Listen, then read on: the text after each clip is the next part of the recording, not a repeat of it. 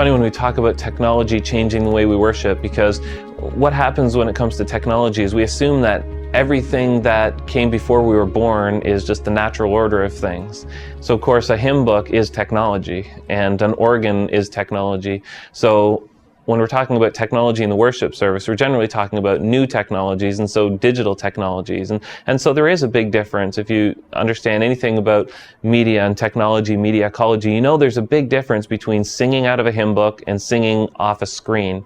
There is a difference in the way we interpret it in our minds and the deep recesses of our heart. We understand these things differently.